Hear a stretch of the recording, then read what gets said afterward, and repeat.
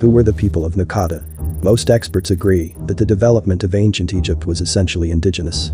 The Badarians and the people of Naqada in Upper Egypt constituted the dominant indigenous cultures. Anthropologists Tracy Prose and Nancy Lavelle inspected their remains.